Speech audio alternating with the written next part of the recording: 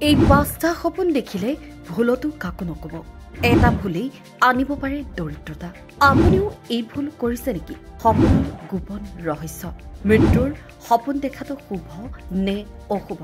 ঈশ্বৰৰ দৰ্শনে কি ইংগিত দিয়ে সাৱধান আপুনি জানেনে আপোনাৰ কিছুমান সপোনে আপোনাৰ ভাগ্য সলনি কৰি দিব পাৰে কিন্তু আপোনাৰ এটাই মাত্ৰ ভুলে সেই সৌভাগ্যক দুৰ্ভাগ্যলৈ সলনি কৰি দিব পাৰে হয় আপুনি ঠিকই শুনিছে আজি আমি সেই পাঁচটা ভয়ংকৰ গোপন সপোনৰ বিষয়ে কথা পাতিম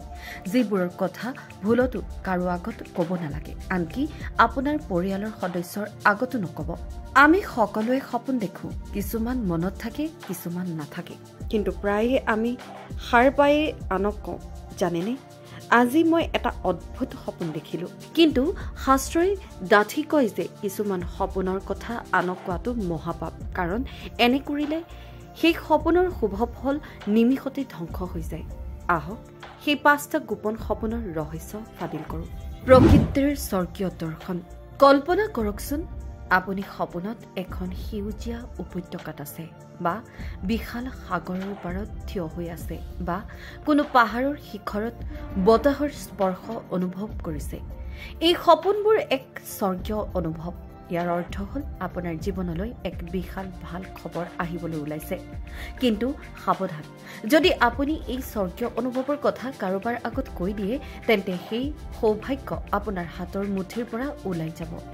মৃত্যুৰ ভয়ংকৰ সপোন এইটো শুনিবলৈ ভয়ংকৰ কিন্তু যদি আপুনি সপোনত নিজৰ বা আন কাৰোবাৰ মৃত্যু দেখে তেন্তে ভয় নাখাব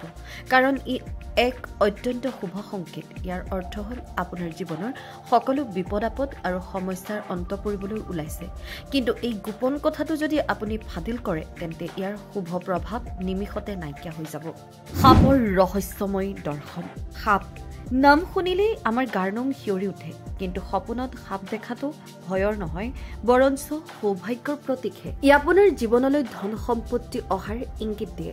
ব্যৱসায়ত লাভ আৰু কামত সফলতাৰ ই এক শক্তিশালী সংকেত কিন্তু যদি আপুনি এই সপোনৰ কথা আনক কৈ দিয়ে তেন্তে আপোনাৰ হাতলৈ অহা ধনো হেৰাই যাব পাৰে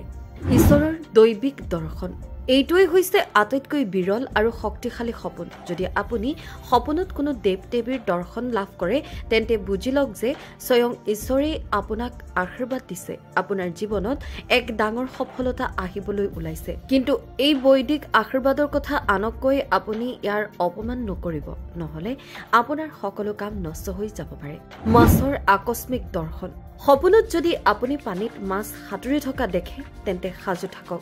ইয়াৰ অৰ্থ হ'ল মা লক্ষ্মীৰ কৃপা আপোনাৰ ওচৰত পৰিবলৈ ওলাইছে আৰু আপুনি হঠাৎ ধন লাভ কৰিব